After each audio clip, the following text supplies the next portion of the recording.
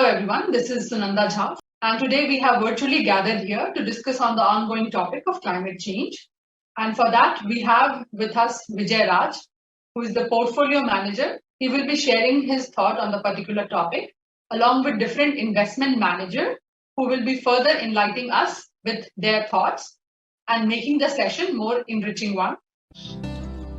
Yeah, I think let's get going. I think, Max, thank you very much. And thank you all. I think good morning, everybody. It's beautiful weather in Sydney and we are out of the lockdown.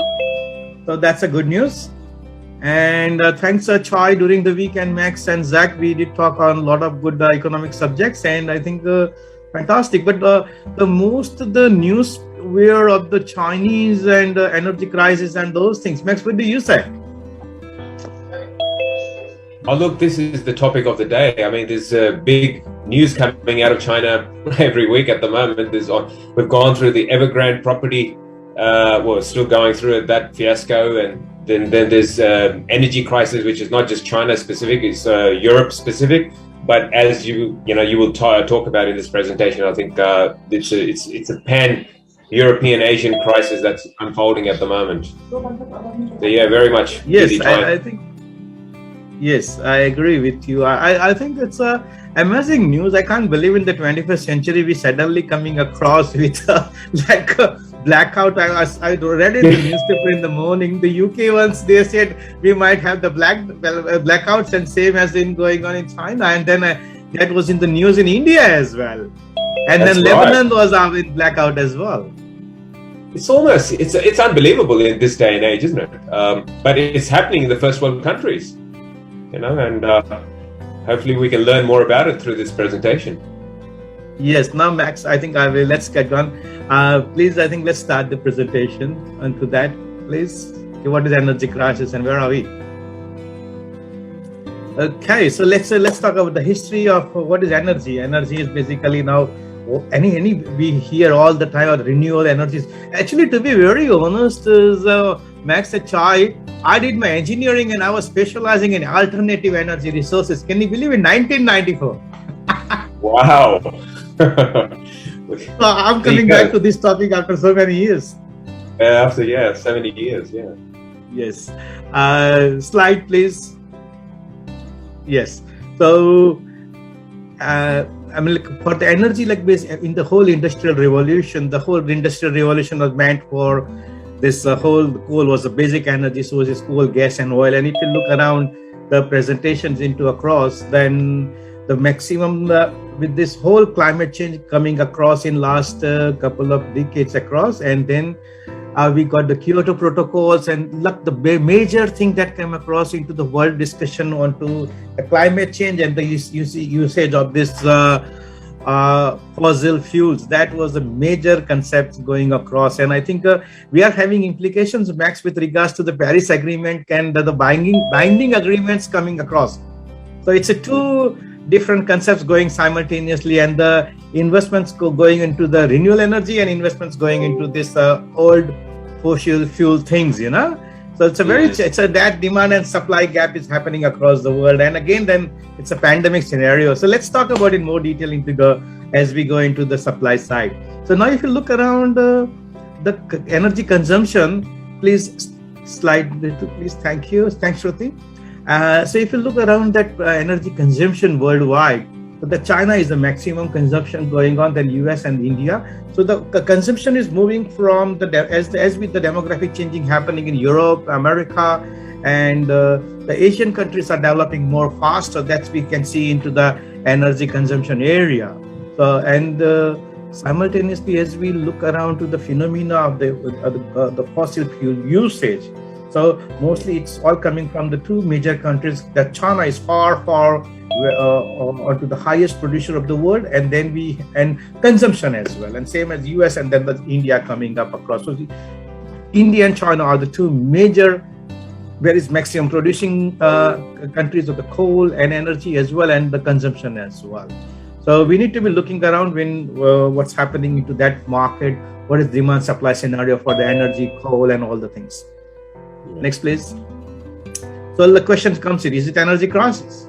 That's a crisis means I can see like this blackouts happening. So I mean, I don't know, but it is definitely a small short-term impact. And let's see about, before we go into more detail, let's see about the prices. That, like, this is October going on, and we're talking about July. So look around. If you've seen the slides around, then it's from 100 point, it goes to 600 times the natural gas prices in July, August, September, 4 months. I mean, unbelievable. I think, I don't know, it's what do you call this, speculative, or what is it? Then next, natural gas and China coal, the things as well, it's almost double the price of the international coal market. So this is a very recording in progress.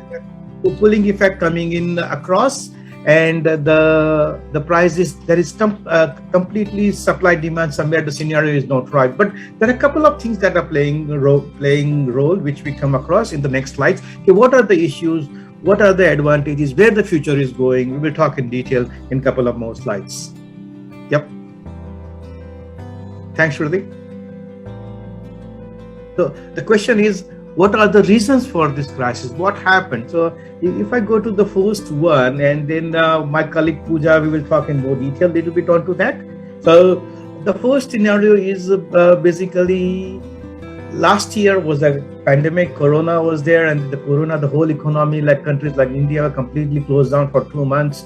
And then couple of economies across, they were closed up.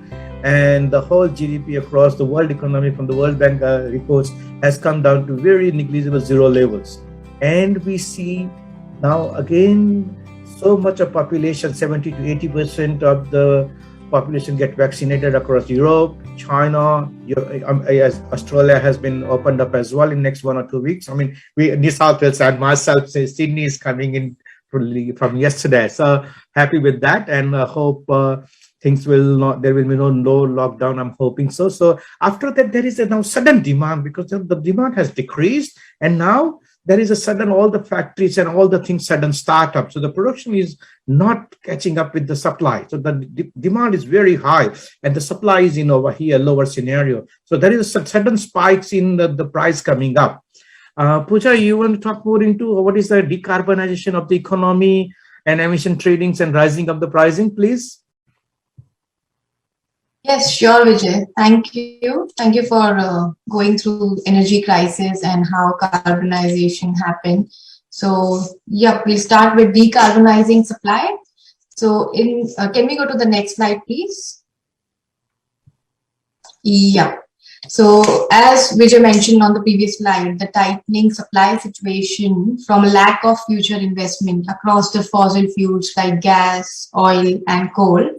So, this is a chart of capital expenditure by energy companies in the S&P Global 1200 Energy Index.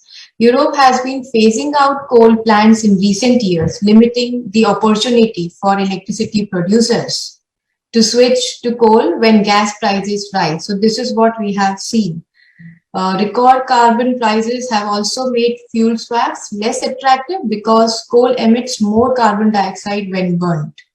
And the changing shareholder base of energy companies is another reason why there isn't enough future investment going into fossil fuels. The investors of energy companies are now focused on capital to not investing in US oil majors or US. It's actually the dividend funds. Can we have the next slide, please? So, yeah, this is another chart confirming the falling investment in fossil fuels such as oil and gas. So here the chart shows that the number of rigs erected to explore new oil and gas fuels back some time ago. Actually, in the case of gas, the exploration peaked before the GFC in 2008, and oil exploration peaked in 2014. So, Vijay, do you mean to say that there is no more investment, that the investment happens as the record plays the number of rigs and investments by the refineries and the big oil companies that happened in around 2015, and after that there are no more? There is no lot of money or investments going on to that track. That's what you meaning this chart? Yes. Yes, that's exactly, yes. Yeah. So moving forward, I would like to ask, what are some examples of companies which are prioritizing capital returns in Australia? So can you emphasize on that, Vijay? Yep, I think Max, that's and Shai, we had that news as well. I think with regards to the BHP selling up their assets to the Woodside Petroleum. Yeah. Max, Yeah. what is the signal? Yeah, I mean that's a classic example of an Australian company that we know of, which is BHP. It's got oil and gas assets that of petroleum and gas assets that have traditionally contributed around 17% of its revenues. Not only it's been tapering its investment in that space in terms of new exploration, it's actually flogged off those assets to in this case, Woodside Petroleum, and sold off those assets altogether. So that's a major signal from a major, what used to be an energy company as well, in BHP, saying that they don't want to be in fossil fuels. So yeah, that's an example at home that we can see. Yep. I think even I was reading up a couple of articles coming from Reliance as well. They're also coming with the zero emission trading and those things, coming with the hydrogen and those kinds of renewable energy as well. So I think the whole world is going to I think with the 2050 emission tradings, zero emission for Europe, then South Korea pledging up, and then Japan pledging up around by 2050, and China gearing up to the zero emission level by 2060. So that is a lot of game happening over there. I think that is a very good signal. And the electric cars happening by 2030 into a lot of countries. And this a lot of supply side and demand side, the things are playing up across what will be happening into the energy market. Yeah, Pooja, that's a good point you mentioned that, Vijay, because on supply of traditional fossil fuel assets is definitely decreasing in terms of keeping up with demand. Yet demand is becoming ever increasing because there's so much intensification of energy demand. People have got their electric vehicles coming up that they will be recharging. There's internet of everything. There's so much electronics around them that needs energy to fire up, whether it's obviously air conditioning systems that are running off the grid, not so much on going forward, the solar panels coming in and battery systems, but there's still so much demand for energy, yet fossil fuels are declining. So where's the gap that's going to bridge that? And I think we'll find out in the next few slides. Renewables is the answer, but are they keeping up? Yep, I agree. Thanks, Pooja. Thanks, Max. Can we have the next slide, please? So yes, given there has been significant curve in the investment in fossil fuels in Europe over the past decade, there actually has not been near enough investment in renewable energies, fuel, as you can see in this chart. In reality, capital investment in renewable energy sources actually peaked in 2011 and has been trending down ever since, with an uptick since 2018. So the gap and supply has been opening up in recent years. So it became obvious when the recent and expected surge in demand is simply not going to be met, which is leading to power outages in some countries like China. Yeah. Yep.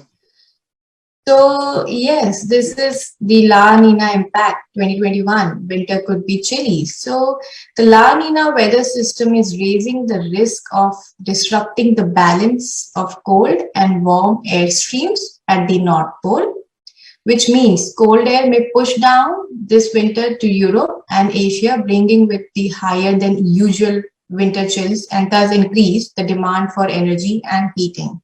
So this is another reason for gas prices rising. The more chilly, the electricity will be used more. So that's where this is being impacted. Yep, absolutely. Because I think with the cold crisis, I think there will be more usage of the heating equipments and those things. Yeah, so there will be huge demand onto that area. So in coming months, the northern side, the cold impact will be a big impact on the prices. Yeah, agree. Absolutely. Yes. So about the energy crisis, China, which we are already discussing, China is experiencing power shortages and blackouts. Demand for energy from post-pandemic economic activity is ahead of the supply. So basically, how the crisis in China actually played out. So Max, Vijay, would you like to go through that, like how the crisis in China actually played out? Oh yeah, I think China is facing, as we talked about, and they are also putting up efforts onto the emission trading and coming to zero levels by 2060.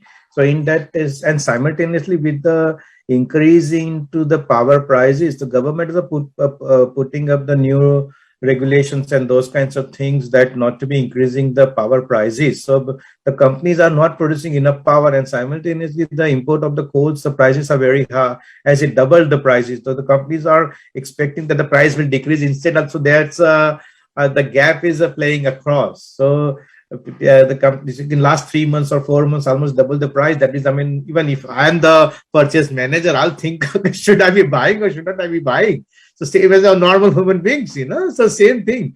So there is a severe crisis across the now. There will be suddenly, now they realized, okay, so there will be little bit that 2-3 months or 6 months, we will be little bit that time gap, and then the production will increase and all the factors will come out.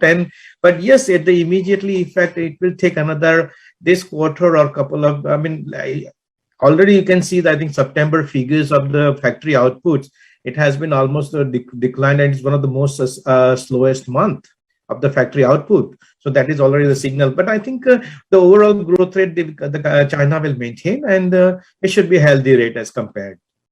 Yep. Absolutely, Vijay, because this has begun to impact China's factory output, which has slowed, and GDP growth is slowing. So I agree. Yep.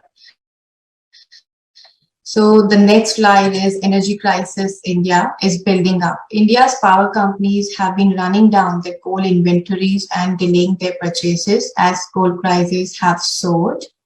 No one wants to buy coal at expensive prices and produce power at a loss. So blackouts are also a possibility which could slow India's economic growth. You over here. So basically what happens is there are two clubs. So basically the gas power plant are very in the peak time, peak usage time. The gas power plants are already ready sources because they can be fired up in 4 hours.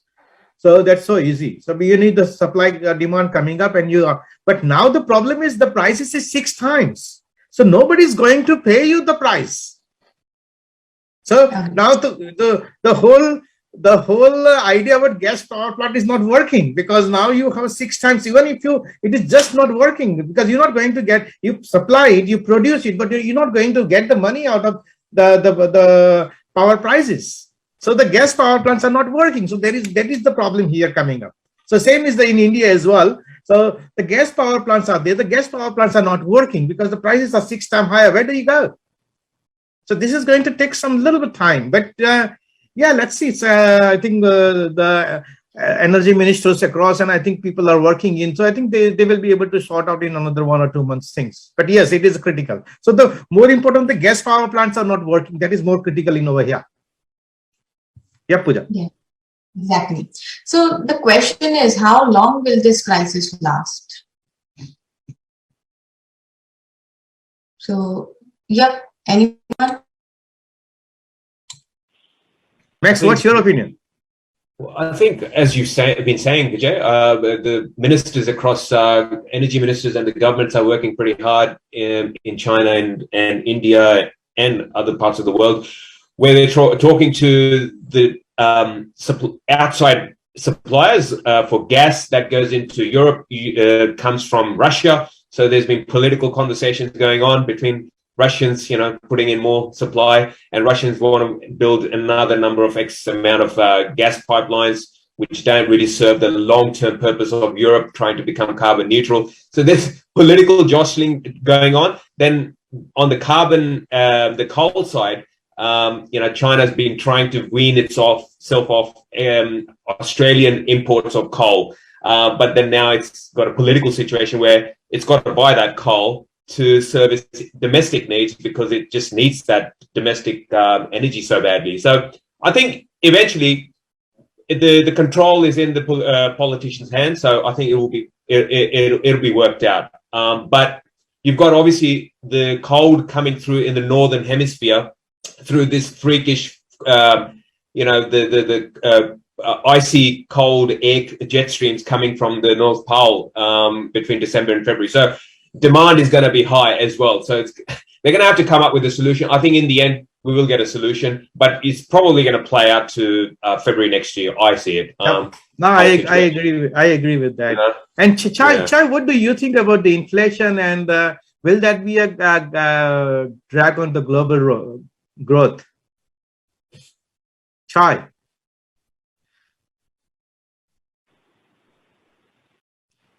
I think China has dropped down. I'm happy to take that. So I think. Thanks, Max. What's really hopefully you can hear me. What's really interesting about this really is that it's the unintended consequences, and this is something we've been talking about. In fact, it's the reason why we've held our positions in energy stocks. Is that no one really, no one sees the forest from the trees, and I think this is one of the critical parts about investing, and that you need to be able to see the forest from the trees. And this is an example. The energy crisis right now is an example of exactly that. And I'm not here to argue whether we should move to new energy, renewables energy, or whatnot. But it's got to be it's very important to understand that bridging from fossil fuels, old economy fuels to new fuels is going to take some time, and you're going to need a bridging gap. You can't just stop the energy supply from old dirty coal or dirty fuels in a matter of months or years and then expect renewables to take that up. So this unintended consequences is something we've been actually talking about in various interviews and forums for some time now. And it's exactly playing it out like that. And so the other unintended consequences, what Vijay just asked about, is inflationary pressures. So now, before, when inflationary pressures were kind of interpreted as short-term, because obviously COVID limited the supply. It didn't disrupt supply. It limited the supply chains to get the products from factories to I guess, to the consumers. And eventually you would have thought that, supply chains open up and products start flowing through, services start flowing through, and then it'll be all transitory. So it was short-term inflation. But then you've got this other dynamic, this energy crisis now coming into play. And this may actually make inflation much more persistent than people expected, which is why you've seen bond yields spike recently, despite the very the dovish tone from central bankers, because they're not in a position to raise rates in an aggressive manner over the short to medium term, because they don't want to suppress this growth recovery. So to your question, Vijay, inflationary pressures may actually persist longer than the market is expecting, and you can see that through various metrics. That inflation expectations still haven't caught up, and they're starting to now catch up a little bit, going, well, we've got an energy crisis. Supply chains aren't really opening up as quickly as we expected. So this may persist, and this will put upward pressure on inflation. This will put upward pressure on the central banks to raise rates quicker. That's an environment where growth is still moderating. It's moderating from very high levels, but it's still moderating. So you've got this inflationary pressures coming through, which is pushing and urging, putting pressure on central banks to raise rates in an environment where growth is moderating. So you could see a tightening. Again, the unintended consequences that investors really, really need to focus on when they're analyzing asset and asset classes, what may happen from policies and monetary policies. They're really in a tight spot right now, the central banks. So if they raise rates in a moderating growth environment, that means that leads to a tightening financial conditions. Just quickly, there's a question by Minson in the chat. Is it a good idea to buy coal shares? Yes, that's exactly, I think, on the investment food. Well, very quickly would be great. Please. Thanks. Yeah, just very quickly, you need to understand the individual coal companies by themselves. But let me just put this notion to you. Investing in the commodity is very different to investing in the equity that is leveraged to the economy, to the commodity. So I just give you a very good example. Oil prices, Brent oil is back up to $80 or above $80. The last time it was at this level, energy equity prices were 26% higher. So, now what that shows you is investors are still not convinced, and maybe it's that whole ESG concern that they still have on a long-term view. So, they're not still buying the long-term story. So you may be surprised, and same with coal, right? So specifically on coal on a long-term basis does have a limited, shelf life, if you want to put it that way. There may be periods where you need to be understanding of how coal may trade, and obviously this is one example of how coal prices have jumped so much. But yeah, I think the important point right there is you got to understand which coal companies you're investing in, and similarly, you may not get the same uplift in coal equity prices as you do in the underlying commodity. So the answer really is, which you may not want to hear, is that you have to be selective, and the outcome at the equity level, leverage to the commodity, may be very different. And like I said, last time energy prices were up, equity prices for energy stocks were 26% higher. They may still get there, but yeah, food for thought. Yep, fantastic, Zach. That was brilliant idea from you. I think really appreciate. Now I think it was Pooja. That was a very, very brilliant idea, and Zach, thanks, and Max as well. Thanks for helping into that answers and all. Really brilliant. Now I think last week we were discussing, and I think we had a couple of advisors. We were talking about which income shares you should be having. And I was thinking across, and I discussed with Banyan Tree and Max and Zach and all the people. I said, which one we should have the best stocks? And now what is best? That is one of the most dangerous question on earth. But anyway, we discussed few of the things, and we came across Kai. Let's talk with Gaurav. Gaurav, you there, right? Hi, can you hear me? Hi, yes, Vijay. You got nice, beautiful face. Nice hairs, better than me, but I got better than you. Don't worry. Okay, now Gaurav, we're going to discussed about two stocks. So the number one was basically we had Suncorp, and the second one you talk about the Bunnings Trust. I mean, the West Farmers. I think just give us an idea what is the dividend yield and why it is better. I think you give me a little bit idea that on the dividend yield coming across onto the Bunnings was around 4.9%, and the Suncorp is approximately with the yield coming across with the franking credits around 5.5 somewhere, So that was, I think, very, very good discussion. But I think in a snapshot, I think if you can help me a little bit more into what the stocks are, why it is good to have for the income would be really brilliant, my friend. Back to you. Sure. Thank you, Vijay.